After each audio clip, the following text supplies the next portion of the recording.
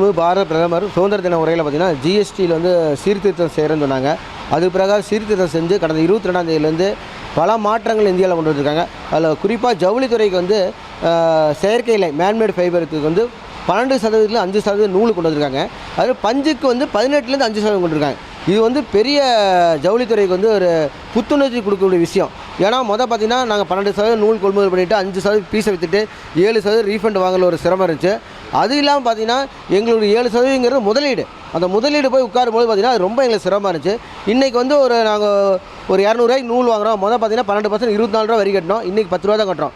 20 அடி போட்டிருக்க ஒரு குடோன் பார்த்திங்கன்னா ஒரு மாதம் ஒரு 10 லட்ச ரூபாய்க்கு நாங்கள் நூல் கொள்முதல் பண்ணுறோன்னா பழசு வந்து 1,20,000 நாங்கள் வந்து வரி கட்டிகிட்டு இருந்தோம். இன்றைக்கி 70,000 கட்டும்பொழுது பார்த்திங்கன்னா 50,000 கட்டுறோம். 50,000 கட்டும்போது பார்த்திங்கன்னா 70,000 எங்களுக்கு மீதிங்கிறது எங்களுக்கு ஒர்க்கிங் கேபிட்டல் சேரும்போது பார்த்திங்கன்னா வருஷமானால் ஒரு 7 லட்சம் 8 லட்சம் எங்களுக்கு வந்து முதலீடில் சேரும் பொழுது எங்களுக்கு வருங்காலம் எங்களுக்கு தொழிலை விரிவடைய செய்கிறதுக்கு இது பெரிய பயனாக இருக்குது.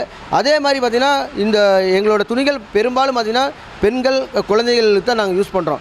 சராசரி டொமஸ்டிக் மார்க்கெட்டில் பார்த்திங்கன்னா நடுத்தர மக்கள் வந்து இந்த மேன்மேட் ஃபைபரை விரும்பி செய்கிறனால அவங்களும் துணி விலை குறையும் போது 4 துணி எடுக்கிறீங்க, இன்னும் ஒரு துணி 2 துணி சேர்த்து 5 துணி 6 துணி எடுக்கும்பொழுது எங்களோட வாழ்வாதாரம் மேம்படும், அவங்களும் பயன்பெறுவாங்க.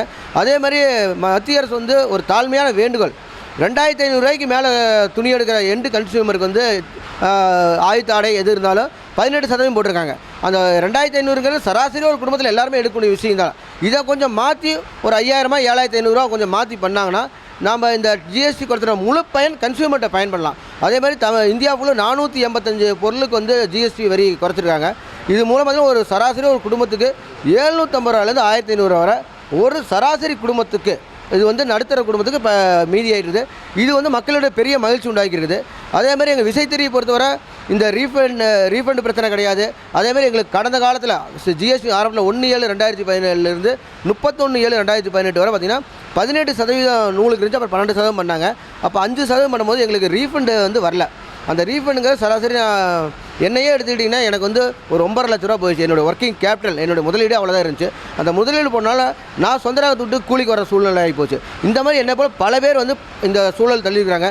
மத்திய அரசு இந்த ஜிஎஸ்டி எப்படி சீர்திருத்தம் பண்ணி 2.0 சொன்னாங்களோ அதில் வந்து எங்களுக்கு இந்த ஒரு 2.0 0.1 கொடுத்து இந்த எங்களுக்கு பழைய ரீஃபண்டை வந்து 13 மாதம் எங்களுக்கு கொடுத்தாங்கன்னா நெசவாளர்களுக்கு வந்து ரொம்ப பெரும் மகிழ்ச்சி உண்டாகும். இது மத்திய அரசு வந்து எங்களுக்கு வழிவகை செய்யணும். மாண்புமிகு பாரத பிரதமர் அவர்களுக்கும் மத்திய நிதி அமைச்சர் அவர்களுக்கும் எங்களுக்காக ஜிஎஸ்டிக்காக அங்கே போய் எடுத்துரைத்த அனைத்து மாநில முதல்வர்கள் மற்றும் நிதியமைச்சர் அவர்களுக்கும் ஜிஎஸ்டி கவுன்சில் உறுப்பினர்கள் அனைவருக்கும் தமிழ்நாடு நெசவாளர் சங்கங்களின் கூட்டமைப்பு சார்பாக நாங்கள் நன்றியை தெரிவித்துக் கொள்கிறோம்.